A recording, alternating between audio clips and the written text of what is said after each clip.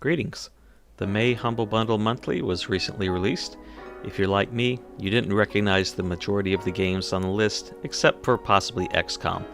I've put together this video that goes over some basic information for each game, including lowest price, popular Steam tags, and both positive and negative reviews. This is not an in-depth review on any game, but hopefully it can help you decide if you want to purchase the bundle this month, or if you've already subscribed this month, then this video can help you decide which games to activate from the bundle. Jurassic World Evolution. Genre tags are simulation, management, and dinosaurs. Lowest price for this game was $9 on Neoverse back in December.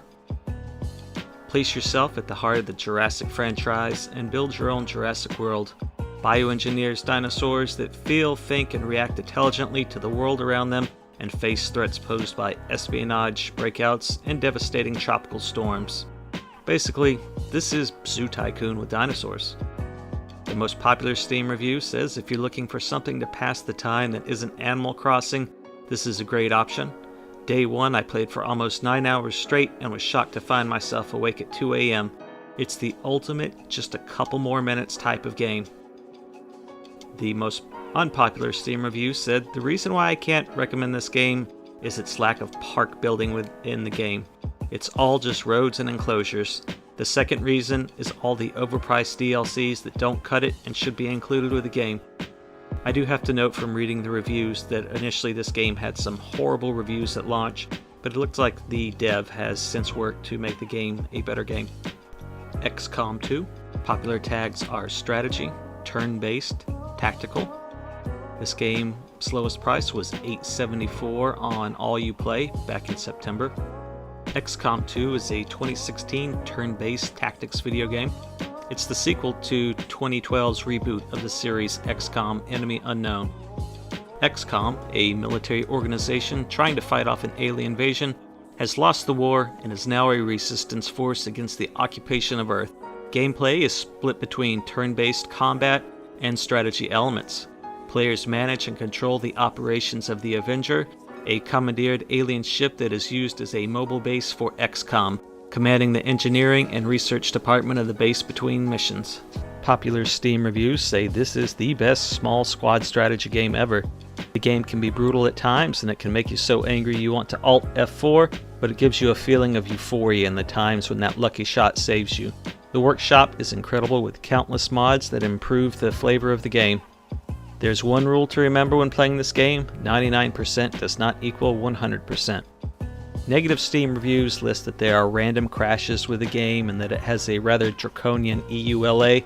However, there were very few poor Steam reviews for this game compared with the ton of positive Steam reviews.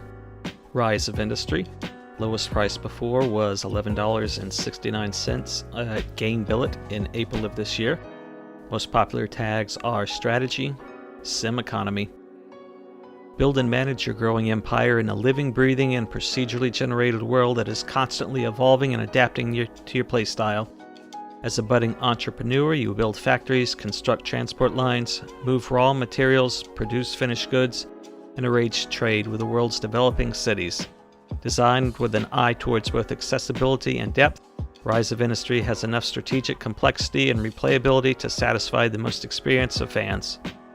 Browsing these Steam's review was interesting as there were many reviews with 50 plus hours in the game, giving it a positive rating. Then the review itself was telling the developer how one of the systems could have been done much better. I think since this is just such a niche economy game, the people who do enjoy it are just passionate about the game. Other positive reviews mentioned an interesting tech tree, a well-made tutorial, and a dev who is active in the community. Negative reviews, and again there were many negative reviews with large amounts of hours in the game telling the developer how they should have done a system better. Niche, previously $6.11 on GOG. Popular tags are indie and sim. Niche, a genetic survival game. The main goal is to breed certain traits or genes into a group of canine or feline creatures to make the pack genetically perfect for its environment. Game is highly reminiscent of real life, as natural selection is the key to carrying on the pack with the most fit genes. Popular Steam reviews say this is a fun, addicting survival breeding game, has good graphics, nice variety of creatures, and a lot of replay value. Thought was put into the genetic systems, as not all inbred creatures are immediately doomed, since immunity genes matter more than parentage. Cons for the game say that there are a lack of tutorial, a lot of the genetic options are too much of a hassle to breed, and it is too easy to get sick and inbred animals. Warhammer 40,000 Gladius Relics of War, previously $15 at Gamersgate this past November. Popular tags are Strategy, Warhammer, and 4X. Warhammer 40,000 Gladius brings you into a world of terror and violence with the first turn-based 4X strategy game set in the Warhammer universe. Face challenging AI or cooperate or compete with friends and strangers across the globe. Explore, expand, exploit, and exterminate.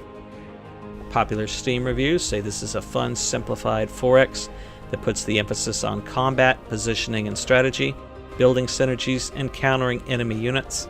Negative reviews say that the game needs more voice acting in it, and that some of the DLCs are way too expensive. The Swords of Ditto, $3.43 in November on Games Planet. Popular tags are roguelike, 2D, adventure. The Swords of Ditto is an action role-playing game with roguelike elements played from a top-down perspective. Players take control of a randomly generated hero character that is tasked with defeating an enemy known as Mormo within a certain time period. The main adventure repeats with a new character and altered world once the time limit has elapsed. Popular Steam reviews say this is an adorable dungeon crawler, the ultimate Zelda-esque experience with a lovable art style, approachable for young players and old, and endless dopamine-pumping item modifiers. Negative reviews say that there's not enough enemies, that the enemies repeat too often, there's not enough variety with the bosses, and the game resorts to gimmicky difficulty at the end, for example, having enemies that are electric-coated or enemies that level up too fast, etc. Warsaw. One of the more expensive games, the lowest price for it was $13.20 on Steam this past April. Popular tags are Indie, RPG, World War II. Warsaw is a challenging World War II turn-based tactical RPG taking place in a war-torn city and sporting beautiful hand-painted graphics. Lead a small dedicated outfit of civilians and soldiers with their unique skills to fight back and take the city besieged by the occupying forces. Popular Steam reviews?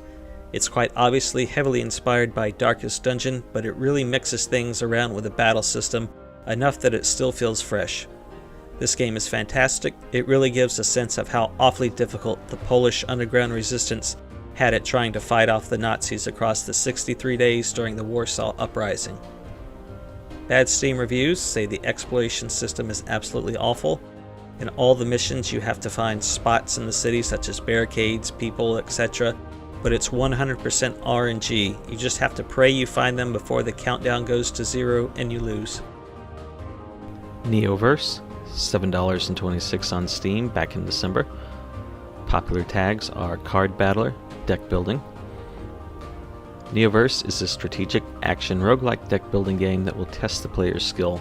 Start an adventure with unique heroes to save the world along various timelines, 3 unique characters, 300 cards, and more than 100 skills.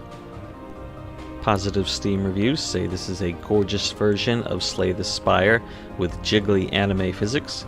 The difficulty is easy enough to lower the barrier of entry for first-time card battlers.